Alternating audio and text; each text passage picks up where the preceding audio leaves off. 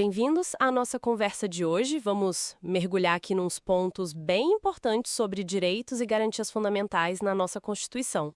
O material que a gente recebeu cobre desde direitos básicos do indivíduo até como o Estado se organiza e também, como a gente pode se proteger. Exato.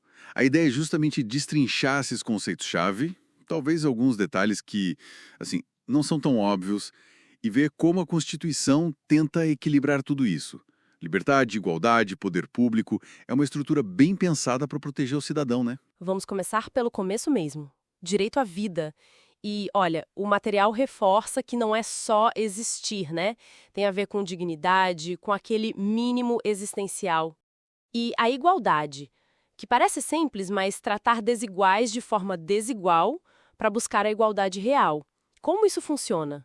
Cotas raciais são um exemplo disso, certo? Precisamente. E sobre as cotas, é interessante notar que o STF, o Supremo, ele aceita tanto a heteroidentificação, que é por uma comissão, quanto a autodeclaração. As duas valem. Mudando um pouco para liberdades. A de expressão é garantida, mas tem limite, né? O anonimato, por exemplo, não pode. E uma coisa que gera discussão: biografias. Não precisa de autorização da pessoa para publicar. Mas, atenção, o autor pode sim ser responsabilizado se causar dano, né? Fica essa atenção. Entendi. E para formar grupos ou fazer manifestação na rua, qual a diferença entre liberdade de associação e direito de reunião, na prática? Boa pergunta. Olha, a liberdade de associação é para criar grupos, entidades para fins lícitos, tá? A única proibição clara é grupo paramilitar. O Estado não pode meter o bedelho nem exigir autorização para criar. Certo. Livre para se associar. Isso. Já o direito de reunião é diferente. É para encontro temporário, pacífico, sem arma, em lugar aberto ao público. O ponto-chave. Só precisa avisar a autoridade antes. Avisar, não pedir permissão. Ah, tá. Aviso breve só. Exato. Um exemplo que está nas fontes é a Marcha da Maconha. O STF entendeu que é exercício legítimo da reunião e da expressão, não é apologia ao crime. Para garantir que esses direitos saiam do papel, a Constituição traz os remédios constitucionais. Mas por que tantos? Habeas corpus, habeas data. É que cada um serve para uma coisa bem específica. O habeas corpus, o HC, é o protetor da liberdade de ir e vir. É de graça e qualquer um pode entrar. Nem precisa de advogado. Qualquer um mesmo? Sim, qualquer pessoa.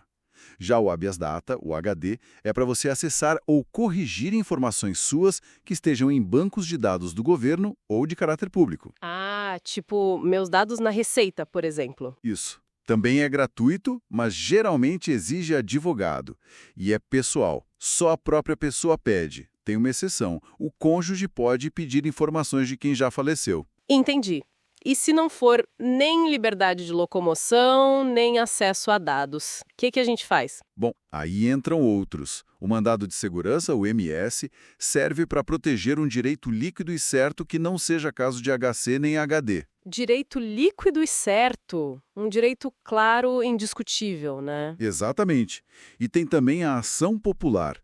Essa, qualquer cidadão, com os direitos políticos em dia, e importante, pode usar para anular um ato que prejudique o patrimônio público, a moralidade administrativa, o meio ambiente ou o patrimônio histórico e cultural. Falando em limites, extradição. Como o Brasil lida quando outro país pede para enviar alguém para ser julgado lá fora? As regras são bem definidas. Brasileiro nato, jamais extraditado. Nunca. Nunca. Nunca. Já o naturalizado, aquele que se tornou brasileiro depois, pode em duas situações: se cometeu um crime comum antes de se naturalizar ou se comprovadamente se envolveu com tráfico de drogas.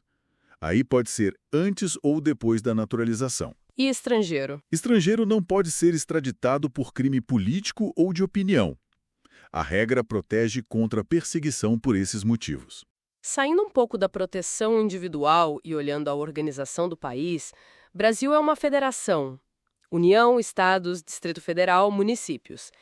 Isso cria uma divisão de tarefas complexas, as competências, né? Pois é, e isso impacta tudo. Define quem pode legislar sobre o quê, quem pode administrar o quê. Por exemplo, salário da polícia e dos bombeiros do DF. Parece coisa local, né? Sim, parece o do DF. Sim, mas não é. Tem uma súmula vinculante do STF, a 39, que diz: isso é competência privativa da União. Então, é a União que decide.